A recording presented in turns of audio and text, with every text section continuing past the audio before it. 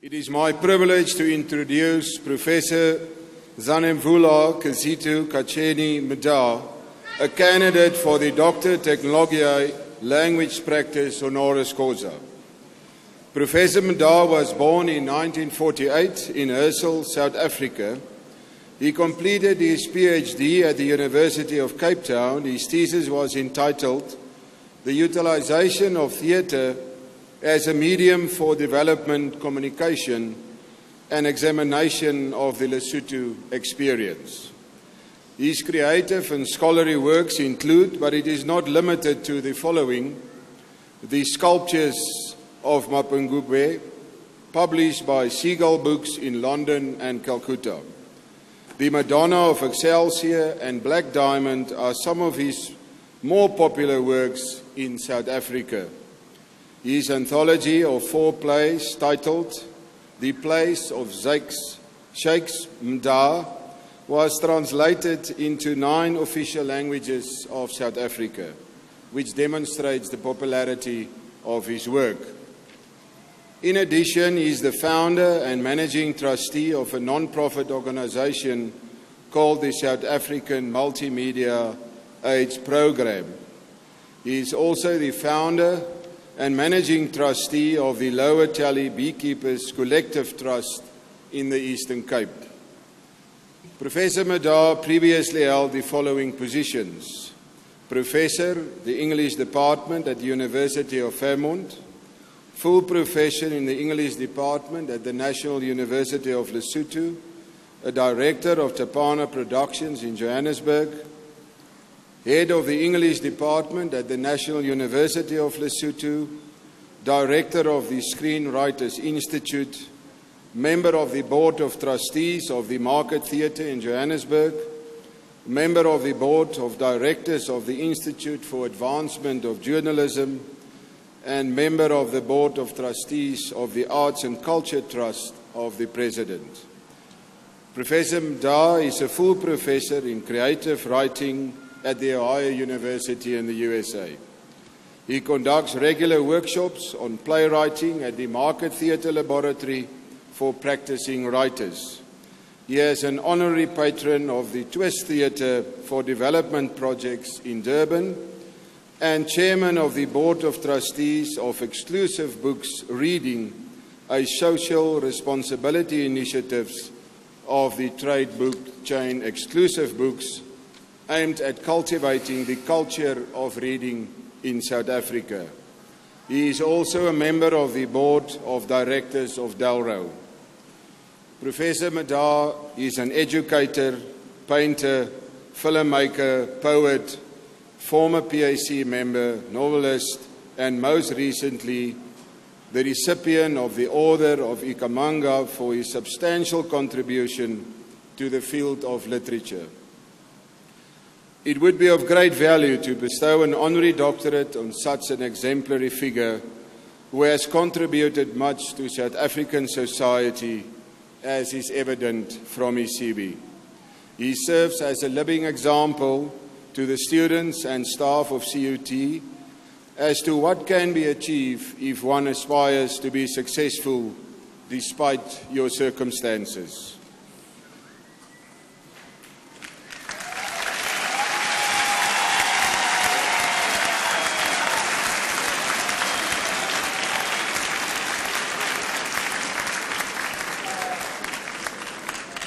It is an honor for the Senate and the Council of the Central University of Technology Free State to confer the degree Doctorate Technologiae Language Practice Honoris Causa on Professor Mda. Vice-Chancellor, sir, I request you to confer the degree Doctor Technologiae Language Practice Honoris Causa on Professor Zanemvula Mda.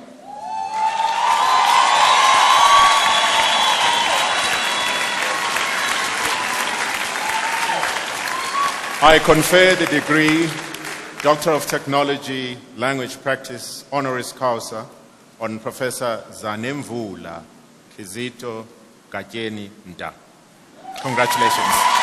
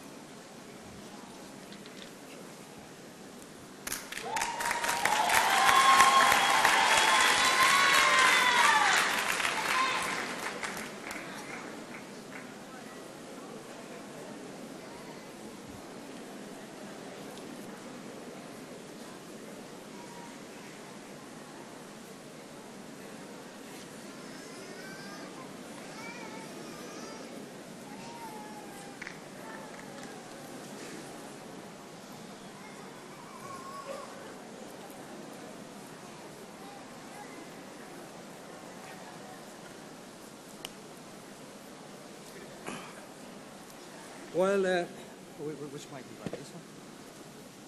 Both of them. Chancellor, Vice Chancellor, President of the Convocation, and the Convocation at large. I must express my gratitude for this great honor you have bestowed on me, namely the degree of Doctor of Technology, Honoris Causa. But what you have done is to defy popular wisdom as first enunciated by Jesus in Mark chapter 6, verse 4, and I quote, "A prophet is not without honor except in his own town, among his relatives, and in his own home." End of quote. Of course, I am not so conceited as to view myself as any kind of prophet. I am merely acknowledging and appreciating the fact that this university has become home since the last time I was featured here 2 years ago, and established lasting friendships. But also the fact that the city of Bloemfontein is my own neighborhood. Indeed, 2 of my children were born in this city. Zukile was born at Pilonomi Hospital 23 years ago, and Zukiswa, also known as Zenzi, was born at the Hydromet, as it was then called, 18 years ago. Hence my great sentimental attachment to Bloemfontein. The city is also teeming with my relatives who have lived here for decades, some of whom have graced us with their presence today. I salute them. And I salute you all present. I pass my congratulations to all the graduates who are reaping the rewards of dedication and hard work. Many of you, despite financial difficulties and other obstacles of life, you are the recipients of certificates, diplomas, B.Tech degrees, master's degrees, and doctoral degrees, both substantive and honoris causa. Today, you are graduates of an institution that boasts unique achievements in our democratic South Africa. The Central University of Technology, or CUT, or CUT, as sometimes it is known, prides itself of being a cut above the rest. With 44% enrollment in science, technology, engineering, and mathematics, very few universities can make a similar claim. The crowning glory of this university is that here women have particularly come into their own and excel in fields that were previously dominated by men. In 2012, for instance, the pass rate of female graduates was 79% compared to males at 74%. In 2013, it was 79% female compared to 73% male. Last year, again, women constituted a bigger part of the graduates. This institution, therefore, is doing wonderful work correcting the imbalance, while at the same time placing South Africa in a strategic position for confronting 21st century challenges in a hostile economic environment. It is therefore gratifying for me to stand here among you all and to celebrate your achievements.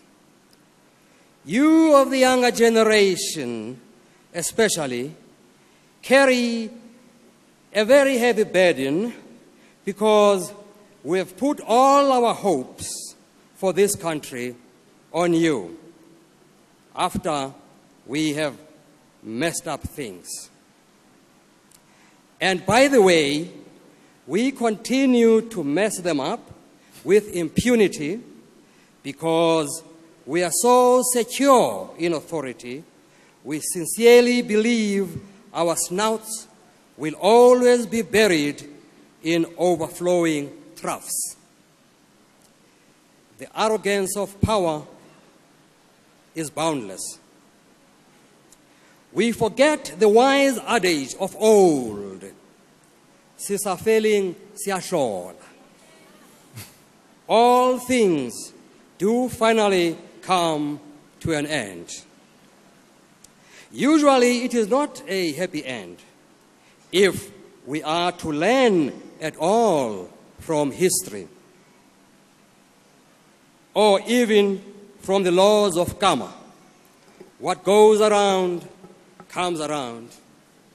The chicken do come home to roost.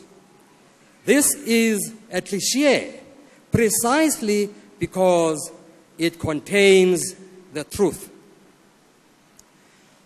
I doff my hat to you all because none of you took the short route that has become so fashionable in South Africa these days and awarded yourselves PhDs from non-existent universities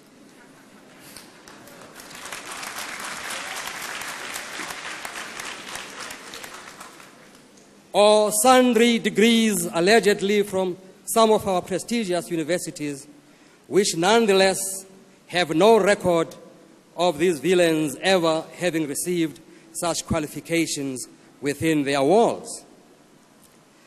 The tragedy is that these fakers are brilliant people who have the capacity, the means, and the opportunity to obtain genuine qualifications of the highest order at any authentic university. But that would have needed them to invest their time into the project, to trudge in the mud, plant the apple seed, see it grow, nurture the plant, hoe the weeds out, nurse it to health, and after years of labor, harvest the fruit. But you know what? We are South Africans. We want things now. We do not have time to nurse the tree for years. We want that fruit now, and we'll get it now, and we'll get it by all means necessary. This is South Africa's major disease, instant gratification. Or let me say, it is one of the two major diseases, the other one being conspicuous consumption. We must not only have the fruit, we must be seen to possess it. These diseases go together. They are twins. Last year, on the 14th of July, actually, a friend of mine died, Nadine Godima. Unlike many South African writers, especially those who are stationed in Johannesburg, who have known her for decades and have worked with her and matured under her tutelage, I only got to know her quite late, after she had won the Nobel Prize, since my own maturity happened elsewhere in the exile of Lesotho. I first met her at the meeting of the Congress of South African Writers, of which we were both patrons. After the meeting, she offered to give me a ride home. When we got to her car, I was taken aback, though I tried not to show it.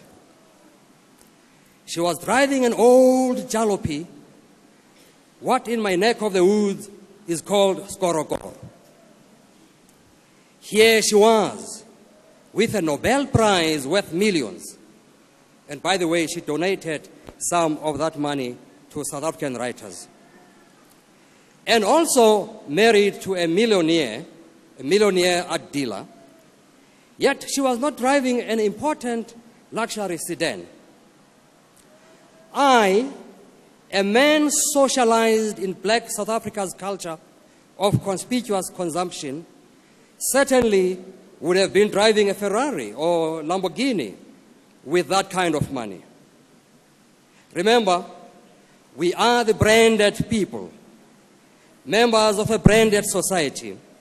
We have opted for that part of the world where human value has diminished and human beings are further dehumanizing themselves to the extent that their identity is entangled with and articulated in the soulless language of the markets, referring to themselves as brands.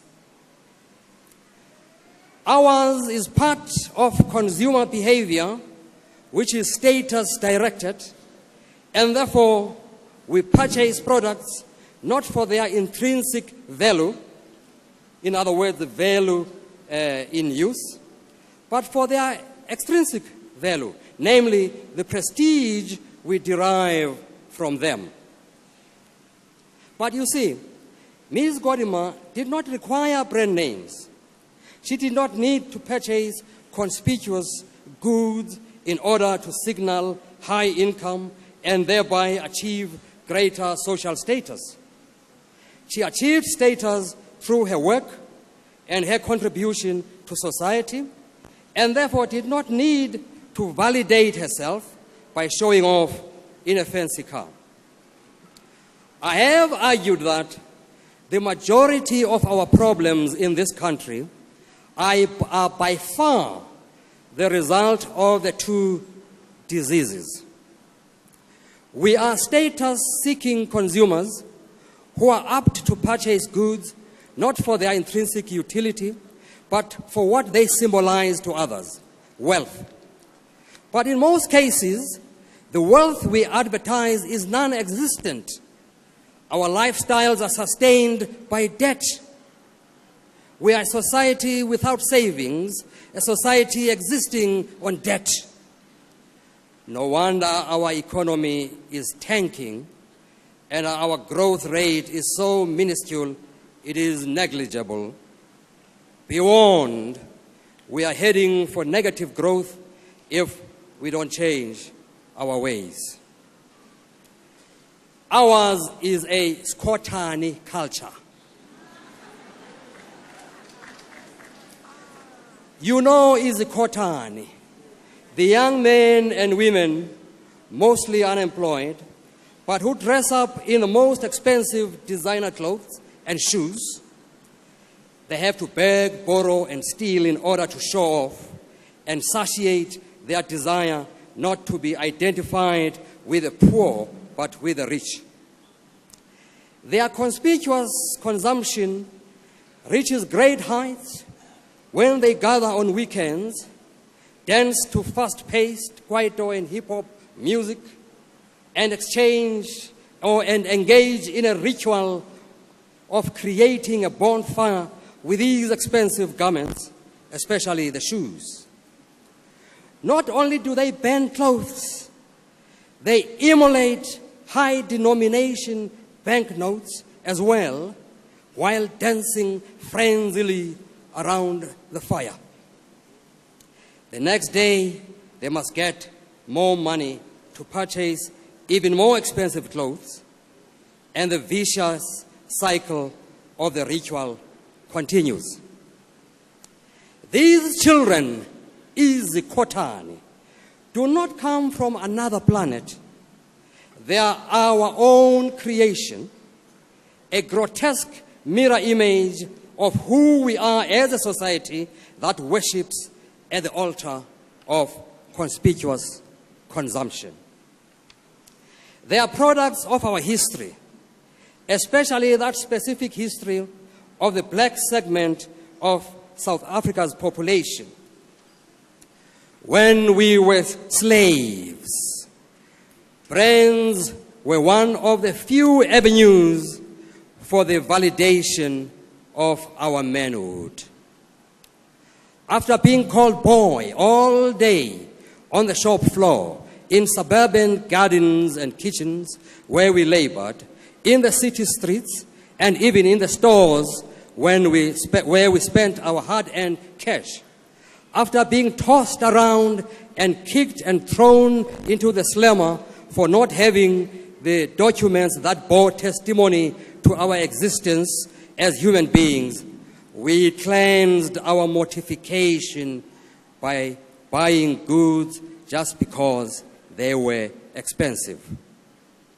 Then we stood tall among our peers, no longer bent down in humiliation, and boasted of the shiny Flosham shoes, not forgetting to mention the price, sometimes even exaggerating, and the arrow shirts, and the Ayers 8-piece caps.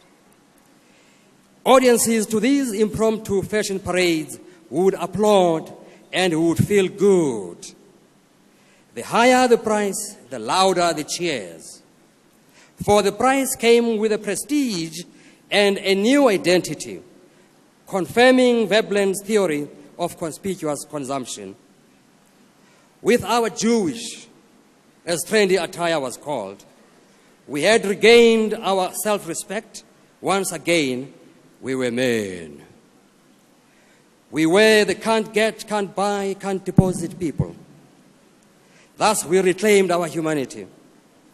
Conspicuous consumption compensated for our inferiority complexes with symbols that built our sense of superiority. Now we are free. We live in a democratic South Africa whose constitution is the envy of many nations. Yet our insecurities continue. Izikotani, grandchildren of yesteryear's braggarts, are evidence of this, as are our ostentatious parties costing millions and showy weddings and flashy funerals, all publicized with big headlines in popular media, all a source of misplaced pride and aspiration. We cannot escape the fact that ours is Skotani culture. I've said conspicuous consumption has a deadly twin called instant gratification. We have not mastered the art of deferring gratification while we toil in order to enjoy the rewards later. That is another sign of our immaturity, which obviously goes hand in glove with the inferiority cultivated in us by earlier oppressive systems. The very complexes that the Black consciousness movement of yore tried to eradicate. We even boast that we want it all and we want it now. And if you have it, flaunt it. No economy can be sustained with that attitude. Let us examine at a very micro level the advantages of delayed gratification. You have seen a number of spaza shops in our townships. Many of them go bankrupt in no time when we run them. There is no study that I know of to determine why. But there is enough anecdotal evidence to conclude that a lot of them, certainly not all, but a significant number, fall victim to the twin diseases. We want it all, we want it now. Yet the key to business success is delaying gratification. In any business, including the business of art, delayed gratification pays great dividends. I have stories to tell of our entrepreneurs who come up with brilliant ideas, but then immediately they want to drive a luxury German sedan and live in a mansion. To achieve that, of course, they have to eat into capital investment, and the business falls.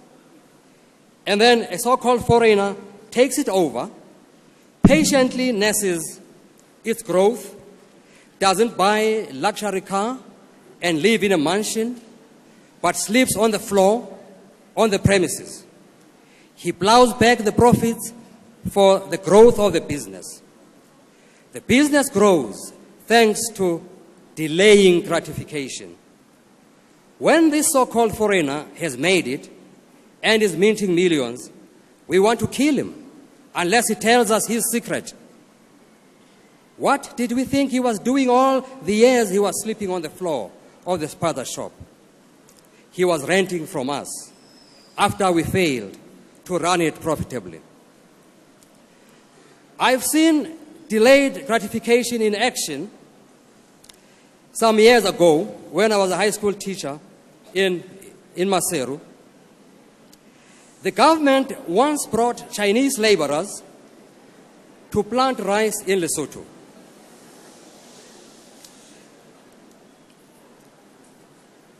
Perhaps I will skip that because it would seem that time is not on my side. But what I was interested in telling you was the results and the benefits of delayed gratification in action, and how you are, in fact, an example of that. Perhaps then I should just go to the last paragraph, where I am saying that